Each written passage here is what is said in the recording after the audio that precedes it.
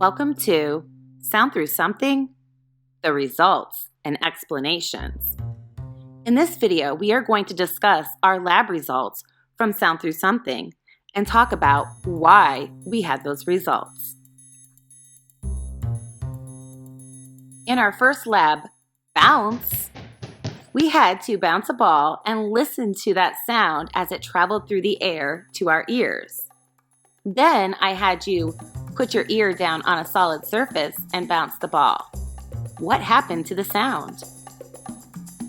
The sound should have been much louder when you had your head on the solid surface than when the sound traveled through the air. I wonder why the sound changed.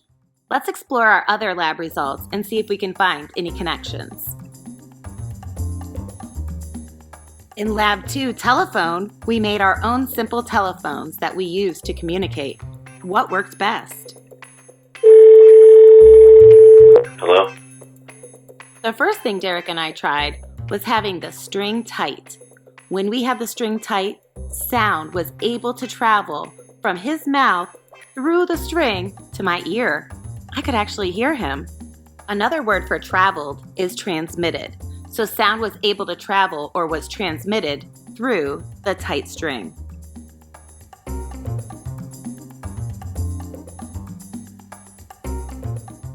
Then we did the same thing, except with a loose string. Guess what? I couldn't hear a thing. Sound was not transmitted through the loose string. So far, I could only hear Derek with the tight string, not the loose string. We tried something else. We made the string tight, and then we felt the string as we made sounds. Guess what we felt? We felt vibrations when we spoke. We could feel those traveling through the string. We repeated the same lab with two other types of string. We used thread and fishing line. Guess what? Sound was transmitted when the string was pulled tight for each one, and sound could not travel or was not transmitted when the string was loose, just like with our other string, the twine. Which one transmitted sound the best? Well, you've got to try that out for yourself. What other materials could you test? The third lab we used to explore sound through something was scratch. Listen. In this lab, we use the different strings from the simple telephones. We scratched them and wanted to see which sound was the loudest. First up is the twine. Let's listen to that sound.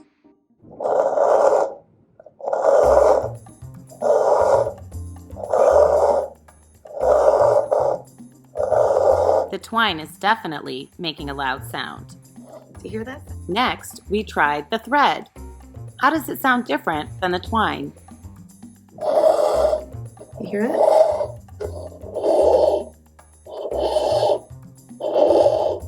I can definitely hear the sound with the thread, but it's not as strong of a sound as with the twine. Let's try out our last material, which is the fishing line.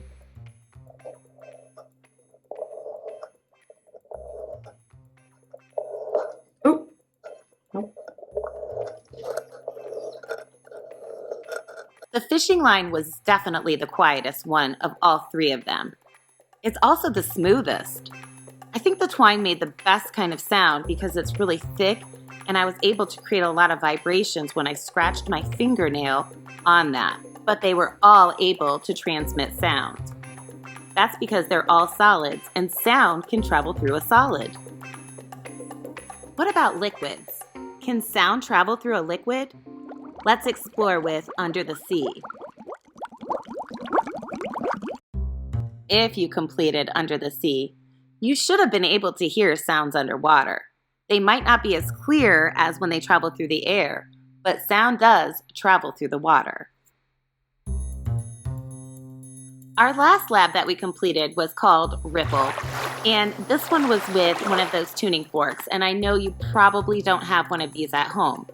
But you did get to have the observation from my demonstration to see and hear if sound can travel. So So when that vibrating tuning fork touches the water, what happens? The vibrations and sounds from the tuning fork travel to the water. We can see that through the ripple. And sometimes it splashes, like in that one. A slow-mo replay. That is quite the splash.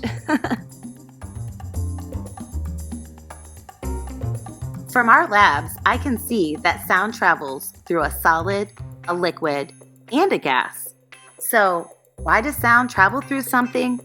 Let's look at these explanations so we can learn more about it. You can hear sounds all around you.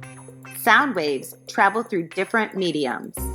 A medium is the matter through which a wave travels. So sound waves can travel through solids, liquids, and gases. So did you catch that? Another word for matter is a medium. So when you hear the word medium, we're not thinking about the size of clothes. We're thinking about a solid, a liquid, or a gas.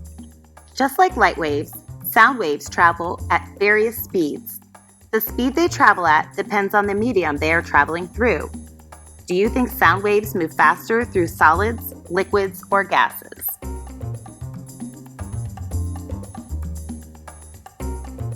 Well, let's think about it. You hear sounds traveling through the air, a gas, all the time. But animals in the ocean communicate with each other, so sounds travel through a liquid. And I can hear my baby sister screaming through my door, a solid, even when it's closed. So you know sound travels through all three: solids, liquids, and gases. Look at my image here for sound energy. This is a picture of particles in each state of matter. Look at the particles in the solid. See how they're really close together? In the liquid, they're a little farther apart. And gas, they're a lot farther apart. They're spread way out. We know that these sound waves travel by particles bumping into one another. Which particles are closest together and are going to be the easiest to bump into one another? Well, the solid. So actually, sound travels the fastest through a solid because the particles are packed so closely together. That makes it really easy for them to bump into one another for that sound to travel. Now, which state of matter or which medium does sound travel the slowest through? Well, it would be the particles most spread apart, and that would be a gas. Yes, a gas. So sound travels the fastest in a solid and the slowest in a gas, and liquid's right there in the middle. Does that surprise you? Think back to that bouncy ball lab. The sound was much louder when you had your head on the solid table than when the sound of the ball bouncing was traveling to your ear through the gas. Sound travels the fastest in a solid. When we made our string tight for our simple telephones, the sound was able to travel through a solid, that string. And I could even feel those vibrations when I held the string tight and spoke into it. When we held the string loose, those particles really couldn't bump into one another, which is why sound was not traveling or it wasn't transmitted. Sound also traveled through a solid when we did scratch. It traveled through the string again.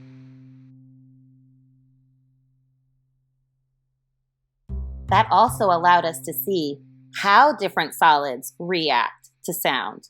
Remember, that twine worked the best. It was definitely the thickest of the 3 types of string I used. Sound travels through a liquid like we saw in Under the Sea and in Ripple. So sound can travel through a solid, a liquid, and a gas. We say that sound needs something to travel through. That means it needs a medium, a solid, a liquid, or a gas to travel. That means sound can't travel through a vacuum. A vacuum is something that doesn't have anything inside of it, like air. We consider space to be a vacuum, so sound can't travel there because it doesn't have a medium. Sound needs a medium, a solid, a liquid, or a gas to travel. So based on our lab results and our explanations, can sound travel through something? Well, yes, it actually needs something. It needs a medium, a solid, a liquid, or a gas to travel. And it travels the fastest through a solid and slowest through a gas. What other examples can you find?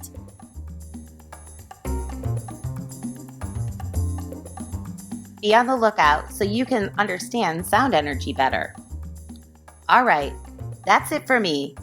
Take care. Peace.